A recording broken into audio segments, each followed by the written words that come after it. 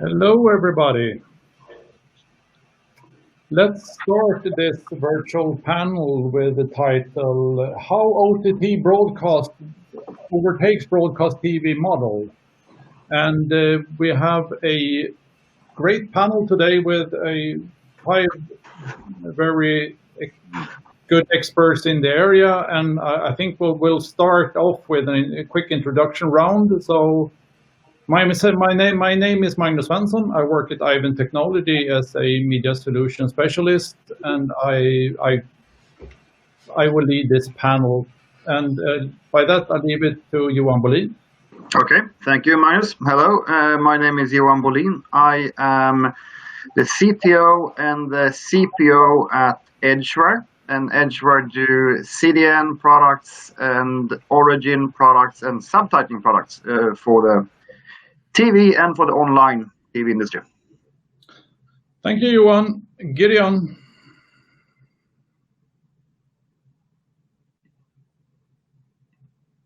Of product and marketing for Kaltura, and we are the leading cloud TV platform with over 50 million monthly active users on the platform today.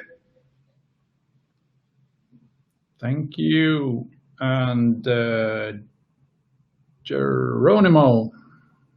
Hello, everybody. My name is Geronimo Macanas. I'm the CEO and co-founder of Churn Data Driven Video. And we at Churn, we provide a business data management platform for video service providers to use AI and big data to optimize acquisition, retention, engagement, and marketing effectiveness. Thanks for attending the webinar. Excellent. Thank you. Warwick. Hi, my name is Warwick. I am VP of Industry Solutions at Braze. Braze is a customer engagement technology, and we work with loads of different streaming providers out there. I'm looking forward to discussing streaming with you today. Thank you, Warwick. And Simon.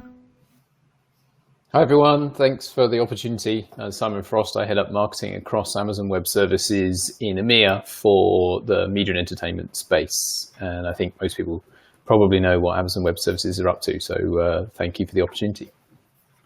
Thank you, Simon. So let's jump into the panel itself. As you have probably all noticed, we have a very rapidly seen cord shifting at the moment. We see that the traditional cable, IPTV, satellite subscriptions are cancelled, and it's more rapidly now during these type of events or circumstances that we're sitting in. But we will probably see that trend. It's been accelerated the last few weeks, and I think I saw a report that AT&T lost almost 900 subscribers for DirecTV and AT&T TV Now during Q1, and we see the same trends globally. I would say that people are jumping from their traditional broadcast to OTT services. And I think that's due to, first of all, that the streaming services start to be stable and scalable. There's still a way to go, but I believe that we're starting to see a parity when it comes to stability. I would also say that it's finally start to see that OTT services are also giving a little bit of different, if you don't count the SVOD services like Netflix and these guys that came in with a little bit of different business model, we now start to finally see that the OTT services that we have in the market is not only a mimic of the traditional TV services, it's also they're providing something new. It's personalization. We see a little bit of dynamic channels, dynamic virtual channels. We see a little bit of a new trend there. And in order to fulfill all these new, nice, cool features, we need data. And that's a little bit what we will talk about here in this panel. So by that, I'll start the first question that maybe you should ask yourself in when you talk about data is why should you collect data, and what data is there to collect, and maybe also what data is not needed? Because what I see, it's a lot of companies and services that collects a lot of data, but do they really know what data to collect and what data not to collect? So I'll start start this first question with Johan Bolin. Do you have any comments around what data to collect and what data not to collect? I think that's a very tough question because you most often understand too late that you did not collect the data that you were supposed to collect. And I think, as you said, I think this is maybe the biggest, or one of the biggest differences in OTT TV compared to broadcast is that when you shift from broadcast to unicast and from viewers to users, you can get a lot of data. And you can get not only data, you get data per user or per subscriber, and then you get this in real time. And it's a quite delicate exercise then to decide what to collect and what not to. I think spontaneously a lot of those actors who start doing OTT services, they start to collect all data just because you can. And then you think that you're going to need to use all of that data. And in the end of the day, what data you need, you should use it for different purposes, right? So depending on what business model you have, if you have a subscription or an advertisement model, you might need different data. And then some data you need, which is, to me, is the one that everyone needs, is the data that gives you indications about how your delivery is going. And so are the customers who are signing up to your service, do they get an account? Are they provisioned as they should? And then also the data when delivering the video streams, are the video streams getting through on the crowded internet or not? So the delivery-related data, I definitely think everyone should store. The other part of the data depends a lot on what kind of model you have and how you want to evolve your model. Do you see that there is a difference in how fresh the data must be to be able to use it? I guess some data is more or less real-time needs, and others can basically be aggregated later on. We like to separate data in two different buckets. And one bucket is the analytical bucket, which is more to understand afterwards and try to take decisions for how to evolve your product or how to change your system to behave better. And then the other data is the more monitoring related data, which is relatively real time, maybe not by the second, but it should not be older than a couple of minutes. And that's the data you use to take the operational decisions in if you can do something to improve your delivery as it is right now. So Geronimo, do you have any comments around the statements around what data to collect? Yeah, I will start with the why, because why you should collect data. I mean, I think this is an important topic. You need to understand why, and what we have seen in the market is definitely the need for collecting data is because the intensified competition. So intensified competition in the marketplace is leading video service providers to really focus on how they need to optimize the acquisition, the retention, engagement. And in today's world, and especially in streaming, where there is a possibility to collect a vast amount of data. I do agree that not all the data is relevant, but this is difficult to decide what is the data do you need and which data you don't need. I will highlight this in a second. But the thing is that the only way to really optimize your core business processes in a streaming world is through data. So that's the why, and this is why you really need. And the only way to really transform a video service into a more data-driven video experience, that I think is what really the end customers are waiting for, is using data in a meaningful way. So now, what is the data you need? I would say, based on our customers, what we have seen in our customers is that there is a set of data that all of them need to collect, and we help them to do that. That is the main core assets of their business. That is the content catalog, playback activity, what is the UX events that are happening on their front-end user experience, or commerce events related to transactions, commercial packages, offers, discounts, authentications, how their end users are registered, and then depending on your business model, of course, if you are ad supported, video service, then you will need to collect the ad request, viewability, completion rates, click-through rates, all around the ads. If you are a subscription-based service, probably you are gonna be more focused on how to monetize and how the different subscriptions and businesses are progressing. And then there is like some additional data that not all of our customers are gathering, but the ones that are more advanced in the data journey, they are now starting to collect and use in meaningful ways. That is the customer support data, and also completing the view to create like this 360 audience view with the rest of the digital properties that necessarily are not the core video services, but are social media and others, right? So I think that is the data that probably you always need as mandatory. The data you don't need, and what we are seeing now, the trend is that you don't know what you don't know. So probably some data that you are about to use in 1 year from now, you don't know that probably is useful today. So what our customers are doing is collecting every single data that is going through their video service, and they storage it in a data lake. That is a way to storage data with a unique source of truth in an structured way. And then they just use the data that are using on their actual use cases. Then this data is stored in the data warehouse. That is a more structured way to really land the data that you are about to use today. And this is typically how it works with our customers. Okay, so basically you collect the data just in case, and then you'll figure out what to use it for if you don't really know already.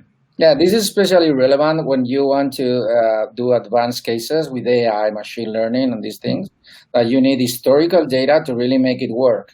Yeah. So if you, in 1 year from now, are going to use a piece of data for whatever use case that you can imagine, if you don't have historical data, it's going to perform worse than if you have, of course, that historical data. So I think the cost of opportunity is important here.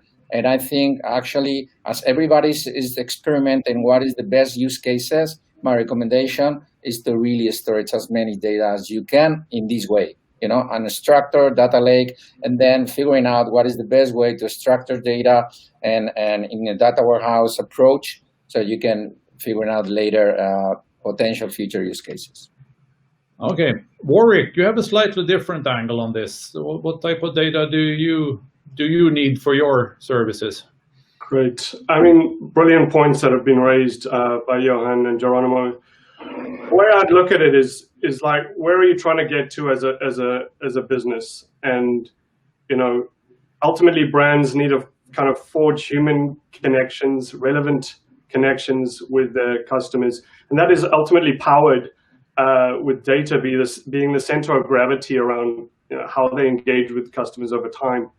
And we find that in this world of possible data to collect, we find that our clients that break down the silos that occur naturally within a business to make sure that that data is orchestrated in the right way to empower the right kind of personalization, they tend to offer the most relevant customer experiences.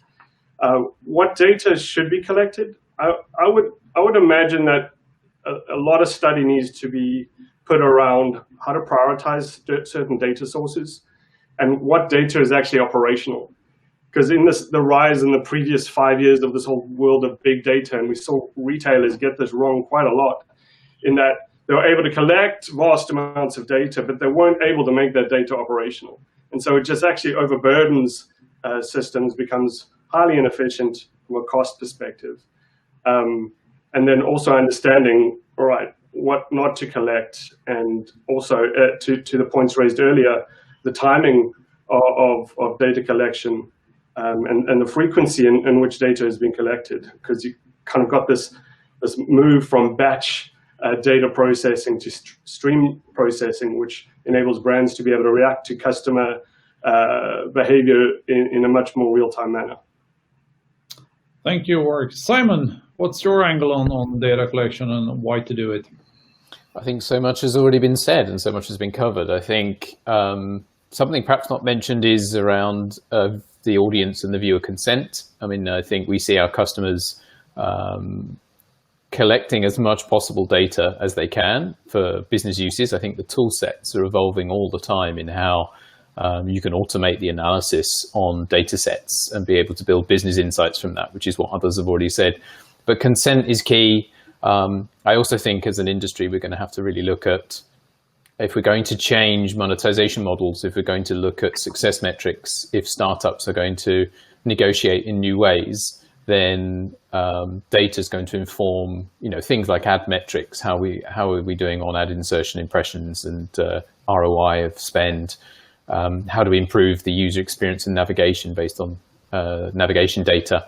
How do you make better programming recommendation decisions based on the analysis you have of your content? So I think harvesting as much as possible with consent, and then the tools are evolving, as I say, so quickly to be able to build the business insights that are the most important part. Thank you.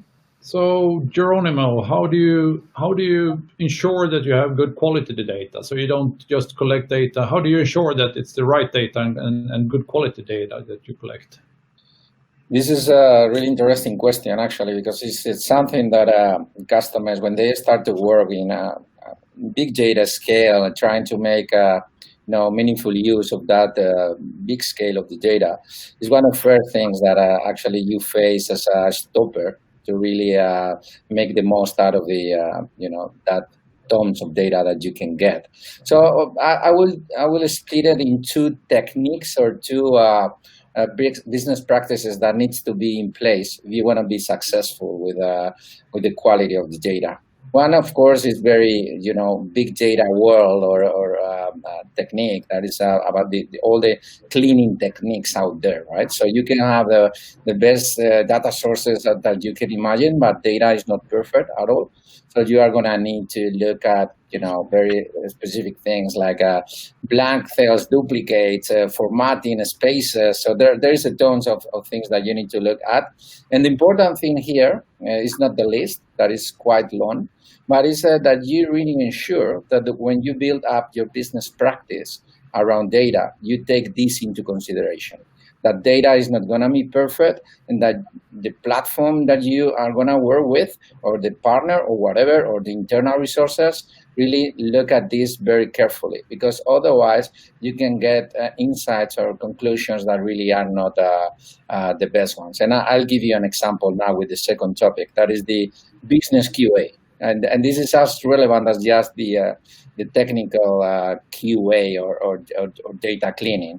And this is all about making decisions automatically about what is an outlier based on your video service performance to trigger business alerts. Because every single business has some level of performance, number of subscribers, conversion rates, whatever metric that you look at, you are going to be a certain period of time that you are going to have outliers out there. So you can consider that, my system have failed, or maybe it's something that had happened that is relevant for you to know. So I'll give you an example, a real example of a pay TV operator, customer of us, a large pay TV operator that they included as part of the bundle HBO Go. Okay, so suddenly when we were doing with our system, we were doing the churn prediction analysis on that specific bundle, we identified that the most movies the subscribers watch, more likely to these people to leave the service, to leave the bundle, to leave the add-on, to leave HBO Go. So we were like, wow, this is not possible. This is probably an error in our system of the data we are processing or whatever. But then we discover when we dive in that in fact this was correct. What happening is that people were watching more movies because they could not find a relevant series or episodes to watch, probably because they have watched everything already. So they started to watch more movies. And that was a signal that sometime from there, people will churn. So sometimes what I want to say with this example is that sometimes data give you messages that you can think that are grown, but you need to really trigger business alerts for somebody, marketing or business people to really look at it and see if this is really a good or bad signal of the quality. But both, in summary, technical assurance and techniques and business QA that most of the people, most of the customers always forget about this business QA are very relevant to ensure the quality of your data. Okay, let's turn the question around a little bit and see if Gideon, if you were a startup in the OTT space today and start a new streaming service, what would be your main advice, Gideon?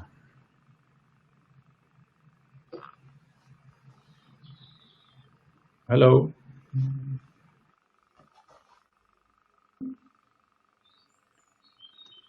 Am I audible? Yeah. Okay. So be brave would be my first advice. It's a tough competition out there, but I think a couple of things. First of all, I think many of the customers that we talk to are not thinking about day 2 early enough. So my main advice is think about day 2 of your service in day 0 or day -1. And what do I mean by that? I mean that we talk a lot to the CTOs of the world. We talk about the architecture and the resilience and the reliability, and these are things that the platform, like ourselves, that has over 50 million users on a monthly basis, knows how to do very well. But the CTO team forget the marketeers.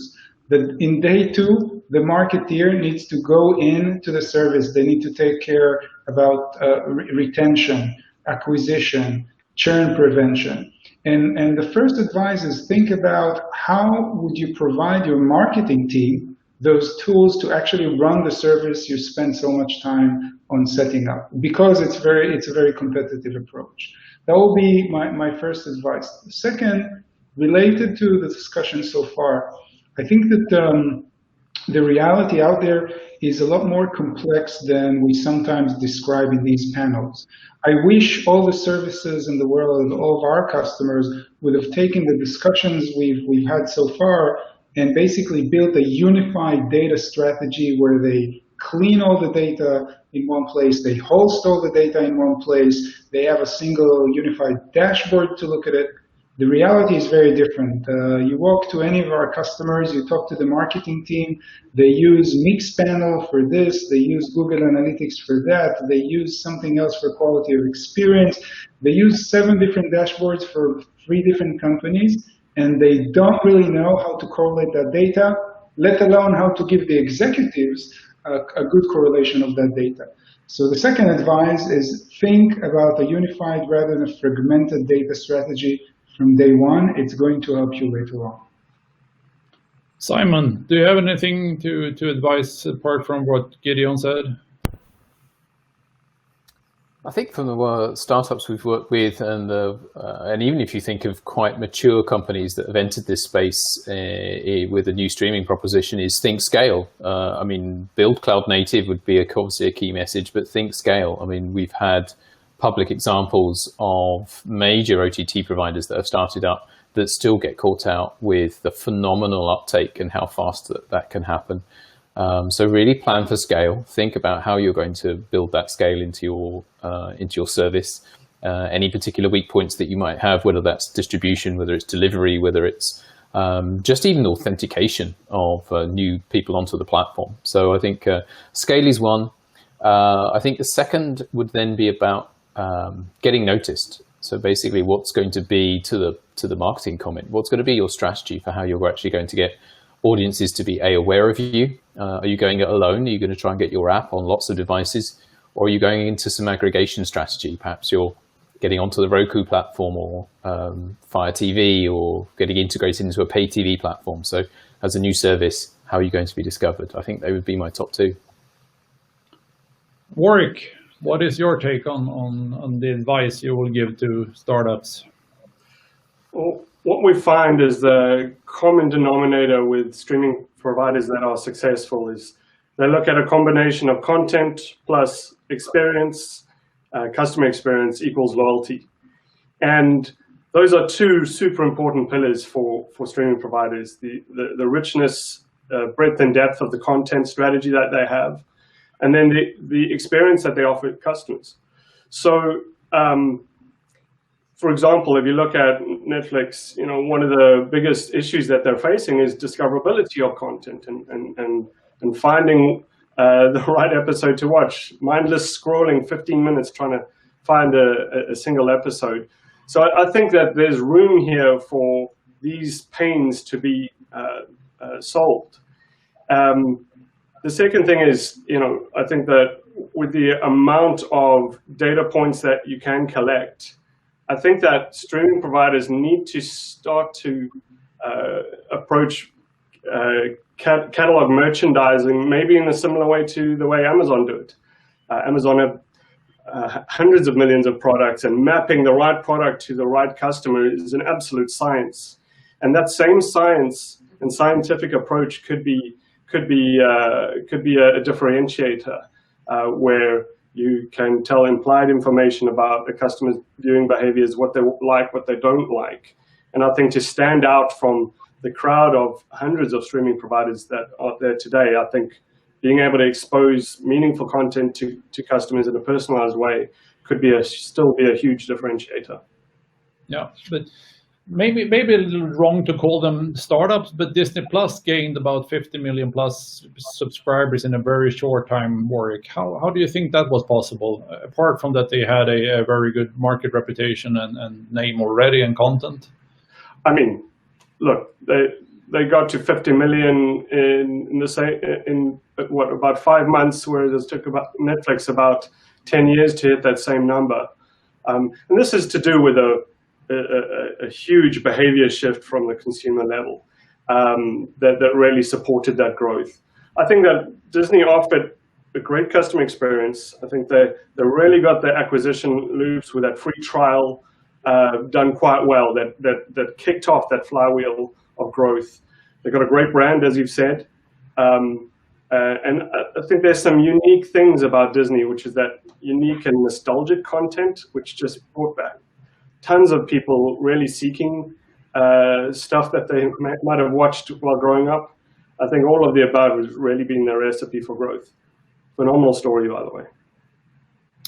Johan, do you have any advice for a startup or Disney for that sake? Some advice for the Disney startup. I will be careful with that, but I think a lot of good things have been said already. I think to sum it up, first, plan for success. And 10 years ago, if you were to build an OTT platform, first of all, the technology was pretty immature and not that many had done it before. So it was tough to take the right decisions. Today it's easier because today there's a lot of mature technology and a lot of lessons you can learn. And also keep in mind that different content behaves in different ways. Having a big VOD catalog will put a different kind of pressure on your platform compared to, let's say, a pay-per-view sports event platform. And finally, if you have spent a fortune on content, don't be too cheap on technology. No, that's a good one. How do you want to continue with you? Churn is probably what we will see a lot of in the future with all the services coming in. Is churn something you should? Did we lose Magnus?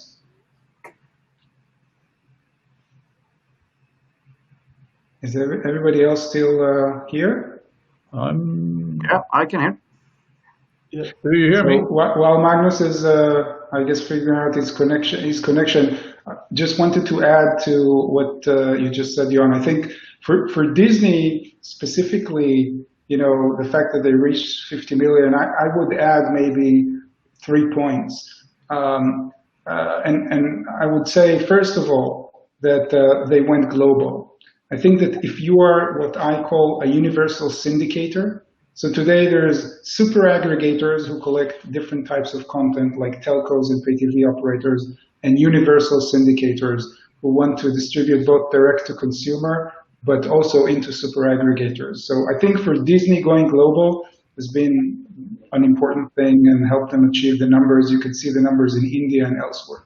Secondly, even with the strength that Disney has as a brand and in terms of its catalog, Disney has bet on a dual strategy of direct-to-consumer and syndication. And I think that for universal syndicators, this is super important. What I mean by that is the ability to use the platform to deliver both to consumers directly through an application and into aggregators streaming their content into other people's platform. So in the US, they have a deal with Verizon. In India, they have a deal with Hotstar, and they basically a part of those 50 million subscribers are actually on that syndicated platform. And lastly, to Johan's point, don't be cheap on the platform. Disney spent over $3 billion, that is $3 billion on building a technology platform. And I think that the way we look at it is we are building a platform at global scale, at Disney scale, Netflix scale, because in the world of the Disneys and the Netflixes and the HBOs, most of you out there, whether you're a big broadcaster or even a telco, are subscale.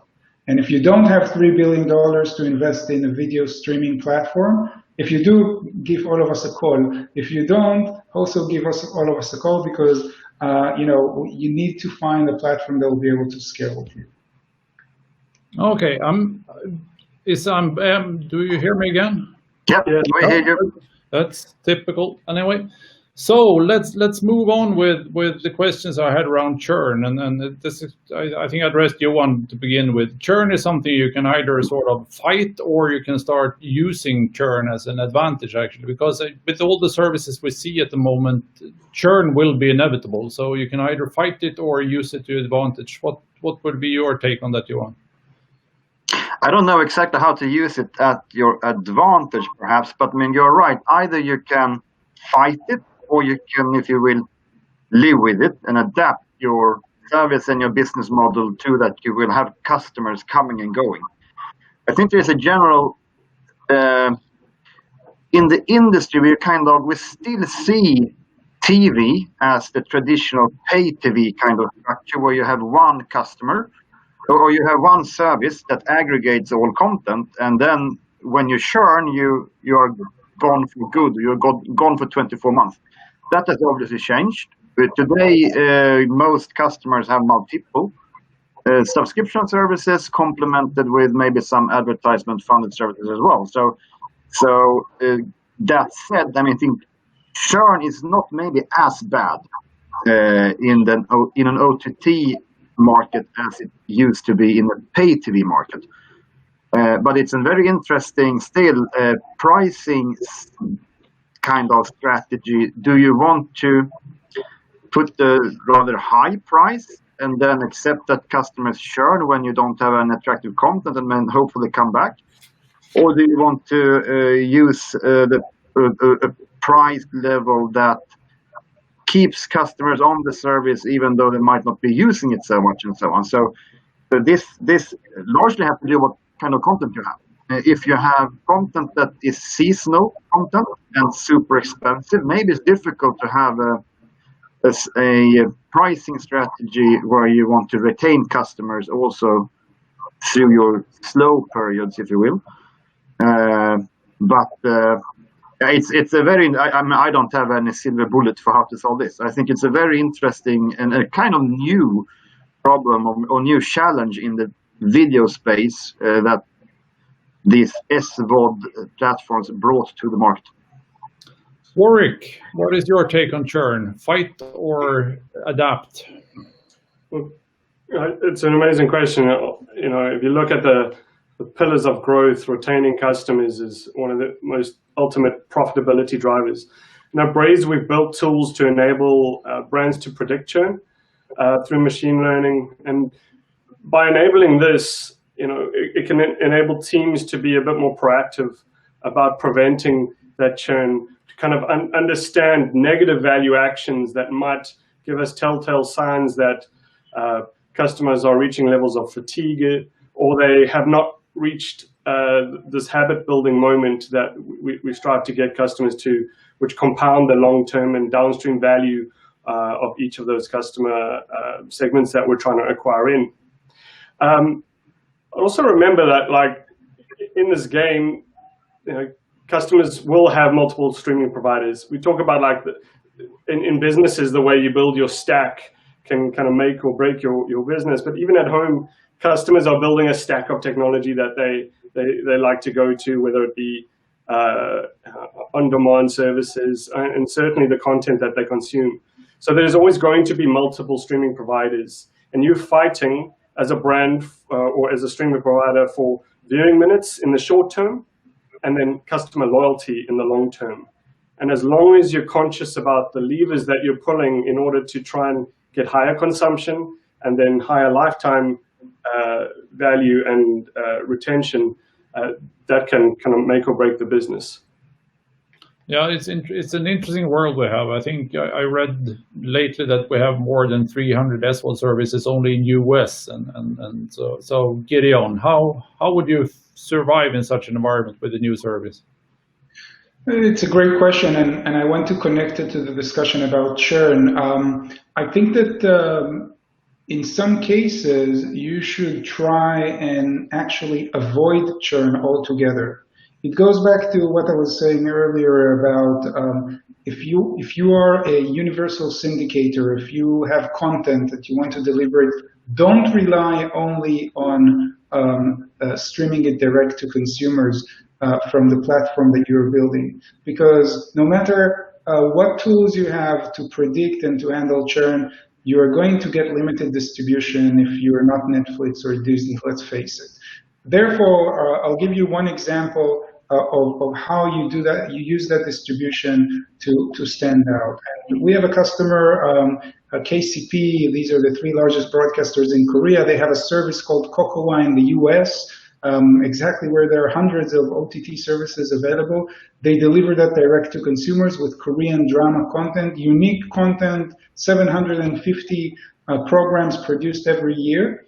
But what they've done is they use the platform not only to go direct to consumer, but to syndicate those streams into other platforms that aggregate content and have very broad reach. So instead of fighting churn or in their own service, which is difficult when you don't have the marketing dollars or the advertising dollars and so on, they're actually creating a new business model, revenue sharing, and they've managed to increase their traffic 10x with that syndication and distribution to other streaming platforms. So that's how I think you could look at it in a slightly different way, if that helps. Thank you, Gideon. We'll soon get into questions. I just wanted to highlight that to all the participants that in the chat window you can ask questions, and we will soon hand over to your questions. But while waiting for the questions to come in, let's see a little bit how do we motivate the subscribers to share the data, and what incentives can we give them, or what do we give back to the subscribers that share all the data that they do? Geronimo, what's your take? Yeah, so I think now is the most important thing when you ask final customers to provide you access to their data is, first of all, transparency. And you need to tell them very clearly why are you capturing the data. Of course, there is a lot of legislation now, and GDPR in Europe and new laws in the United States are really forcing that. But one thing is the law, and another thing is how you, as part of the user experience and the entertainment experience, you tell them very honestly that you are going to capture the data and that you are going to do amazing things for them with the data. Because that's true that if they don't get nothing back, or they don't feel there is not enough value in there, then you are going to have troubles, and you're going to have a lot of outs, and then you are not going to be able to maximize the potential of using the data. So you need to tell them that, of course, you are going to be able to be a more personalized service for them, that if you are ad-based, the ads that they are going to receive are going to fit their taste test, that the marketing, we all know that we receive tons of emails from streaming services recommending content that we all have watched already. That makes no sense. So you can do a lot of personalized marketing as well. So if you pitch the reality of the things that nowadays you can do with the data, what we have seen in the past with our customers is that providing consent to retrieving data is not a problem. But we are seeing a big difference between our customers that are providing very honestly the information about that they are gonna retrieve data and what they are gonna do, and the ones that really just do it just to meet the law requirements. Warwick, do you have any bag of tricks how to treat the subscribers to share data? Absolutely. I mean, customers are ultimately looking for more of what they enjoy, and so you know, if you're looking at the time of data collection as part of onboarding, customers know that they need to provide more detail, which will enrich their own experience. But there's also other ways to do it, right? So behavior tracking can give you more information about a customer. So you have implied information about the kinds of genres or the types of movies they like to watch. And then you can start to build something like a propensity model, which you would do in retail, understanding customers who buy these things also buy these things. So you can map that in the streaming space. And I also think that like these excuse me, the Spotify, the music streaming providers, they're pretty good at capturing customers' favorite bands, for example. And so if someone just selects 10 bands, that's low friction for that customer. And then what they can do with that data is just build their propensity models and offer relevant content to them. And the third area I would look at is the environment around your customer. And so looking at third-party triggers like weather, sports scores, traffic. And we've seen some of our streaming clients actually map location data plus weather plus time of day and create really creative messaging, something like, you know, 7 p.m., dinner's just been done, it's raining outside, it's cold. So the kind of communication can be quite personal. Say, it's really cold in Edinburgh today, why not cuddle up and watch The Notebook or something like that? And so you're connecting to a customer's real environment around them, and that provides quite a useful and relevant experience for that customer. Yeah. I've seen one question coming in from the audience that I actually had on my list as well. So let's start with that. And I still encourage all the participants to ask more questions. And we'll start with the one that came in. How can data help optimize the delivery? So maybe you, Johan, are the most yeah, that sounded like a question to me. Well, there's several different data sets that can help you in optimizing the delivery, of course. And then again, I think it was said earlier in this panel that all TV business is about generating viewing time, right, and getting as big reach as possible. And if you fail in delivering your streams, you will sooner or later lose viewing time. So what you can and what you should measure is first of all some metric regarding the players. So do the streams start up as they should, and then also check whether the delivered bit rates are somewhat in the range what you could expect it to be. And in some cases, you can't expect very high bit rates. There are circumstances like mobile networks, maybe bad Wi-Fi and so on, where you couldn't expect a 15 megabit per second 4K stream to come through perfectly. So you need to kind of take that into consideration as well. But you should definitely look at success rate of stream start. You should look at if you have rebuffering issues, but then also see, did the delivered QoE metric, meaning bit rates and so on, live up to what it should be? And some of these, sometimes when you have these problems, you can, if you have this data in real time, you can do something about it in real time. While there are other problems you might run into, that is problems where you need to pick up the phone. and maybe call an ISP or maybe call the CDN provider and see if they have some issues or some bottlenecks in a particular part of your territory. But it's important to know that data. What is actionable? What some data that gives you information about what you can do right now, and then some other kind of data that gives you information about this is something maybe you need to process later. Yeah. Simon, you nodded there, I saw. Do you have any additions, comments to that?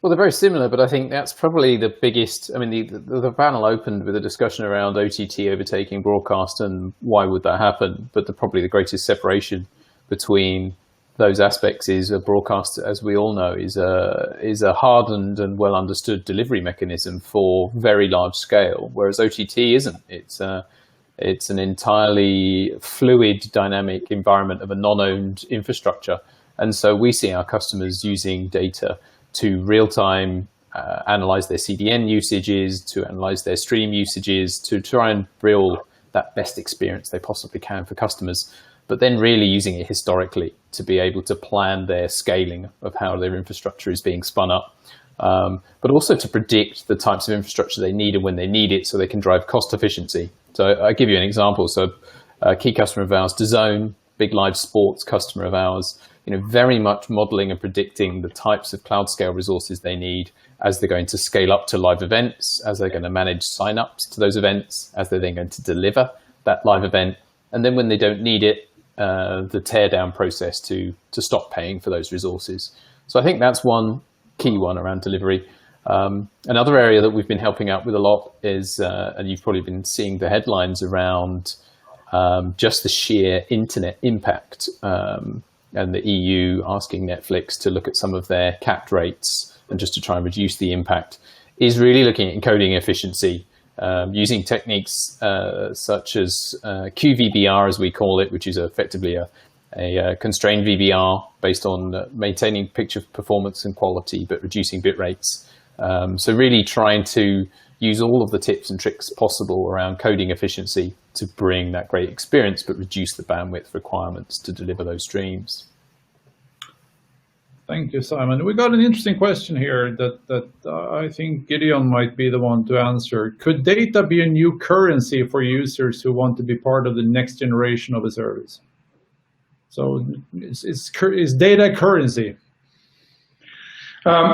People say that data is the new oil, and these days oil is not a great currency. But I do think that if the question is that whether data is the currency from the user's perspective, I'm not sure. What I am sure about is that if you look at history, not everything in broadcast TV is bad and evil, like we streaming people like to say.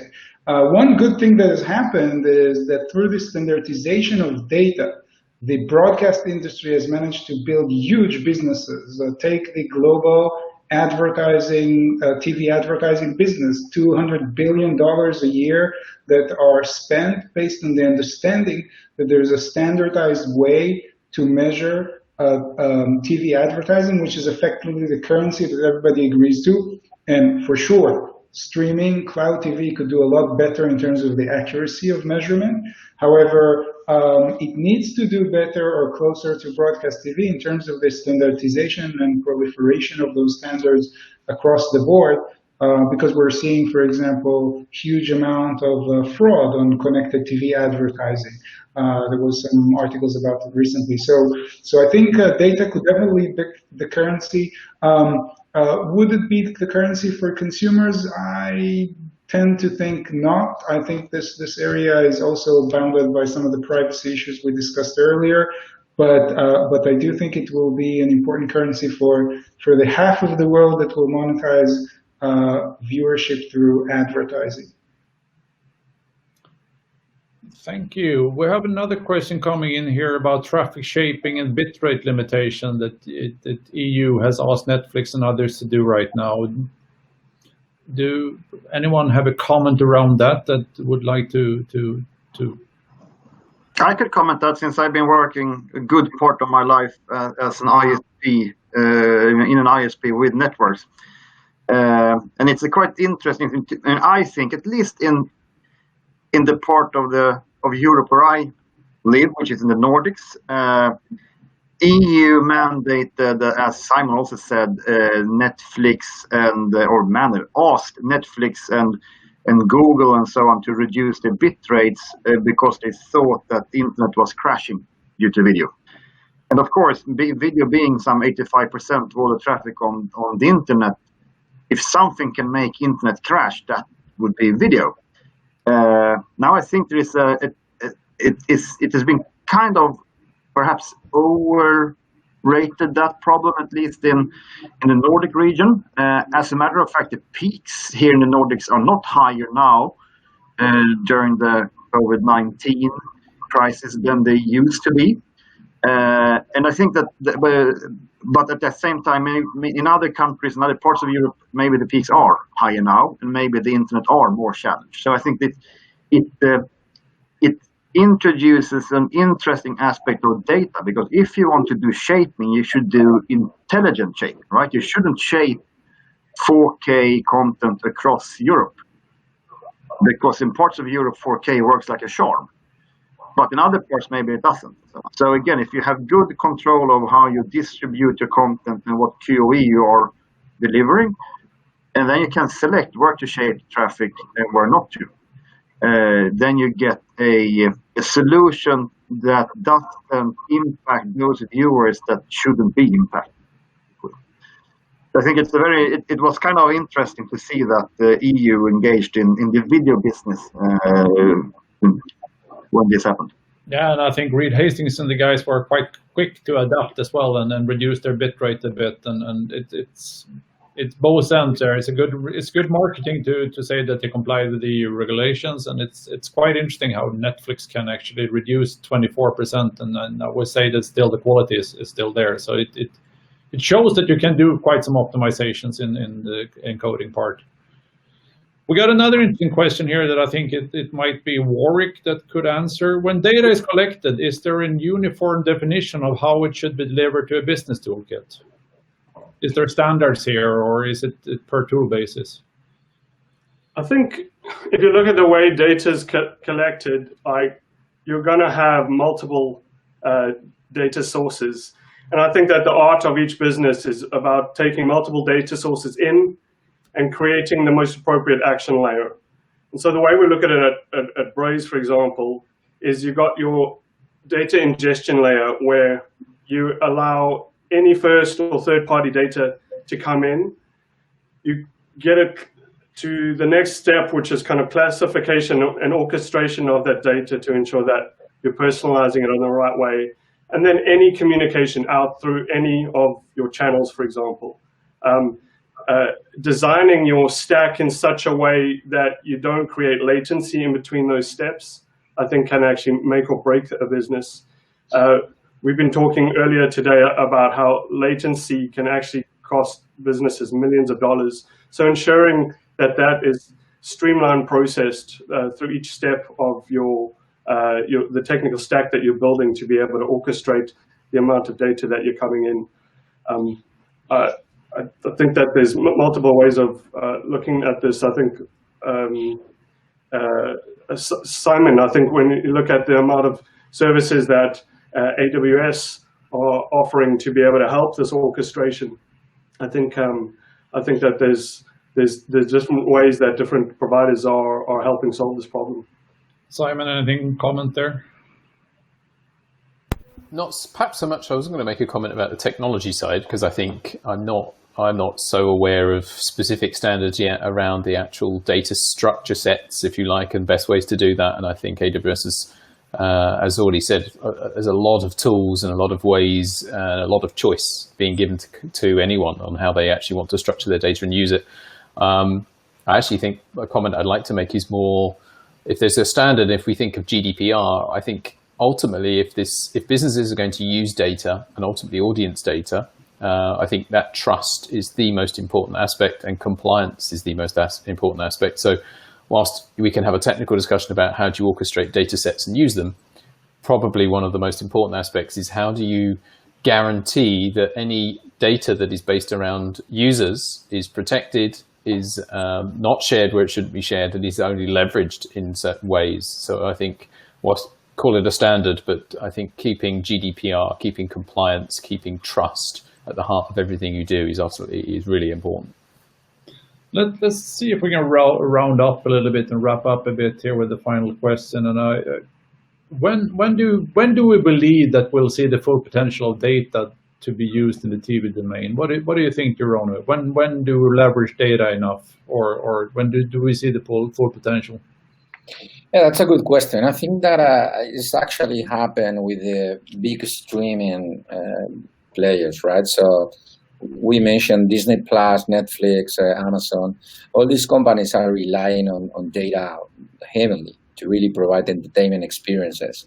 So what I think is that what we are missing, is that until the rest of the industry, broadcasters, pay TV operators, and newcomers will really adopt and implement their big data or the data infrastructures to really make viable to create these amazing use cases that are possible to offer to end users. We will not see the full potential. My guess is that I don't know if exactly we will unlock the full potential, but I'm more than sure that in 3 years from now we are going to see a truly enhanced TV experience in many aspects compared with today's TV services or TV experience. And to be honest, I'm especially excited about the intersection that we are all seeing now between the video services, gaming, live events, everything that is happening in platforms like I don't know, Fortnite or these new environments where really it's happening a lot of a mix between video services, between gaming, between live events, all at the same time with incredible tons of data, big audiences, big scale. I think that it's probably gonna be the big shift. And I think video services also in the video industry needs to look at the intersection of these different industries, and that of course includes technology, content, and all the different aspects. But I think I truly believe that 3 years from now it's going to be time enough for really seeing very interesting experiences out there.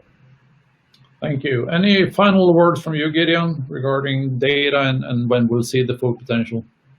Yeah, I think I totally agree with Geronimo here. I think it's all about the experience, and we at Kaltura have attempted to put together an illustration of what that experience might look like when data meets its full potential. I think that, and we call this cognitive TV. And you're welcome not just to listen to me, but to search for Kaltura Connect and Cognitive TV on Google and find and see how it looks like and give us your feedback. But I think the key is the last decade has been about streaming starting to replace traditional broadcast TV and becoming the new TV. The next few years are about, and we call that cloud TV. The next few years are about integrating data and AI into cloud TV, and that's what we call cognitive TV. And I think it doesn't really matter what the technologies behind it are. What matters is the experience, and the sort of experiences we're talking about are a completely different set of personalization. The ability to personalize viewing not just for a particular individual, but for a group of people. The ability to completely narrow down the content because there's just too much to watch and we actually want to narrow the selection. The ability to navigate without any user interface on the screen, just with your voice, or have something super predictive that goes to wherever you want it. And the ability to create advertising that is not only targeted, but also adapts to the context, the device, the time. So I think ultimately, what we as an industry need to do is imagine those experiences and then work backwards to what data technologies are required. And I think that in the next few years, we'll see those blend in and data basically fitting into every layer and aspect of the TV service, both from a user perspective and from the experience of the operator, the streaming provider. And would love to get feedback on what people think on our vision when you check it out. Thank you. I think there was a good final words to this panel. I think it's time to round off. We have used the full hour, and I think we could have spent an hour more, so maybe we need to do a follow-up in a couple of weeks. I would like to thank the speakers for your participations and very interesting discussions and answers. And I want to thank all the participants. This will be available as a recording afterwards. And I've been told to tell you all about that you need to close your browser once you leave the room, so you can connect to other type of the streaming services or conference tools. By that, I thank you all for participating. Goodbye. Thank you. Thank you. Very much. Bye. Thank you.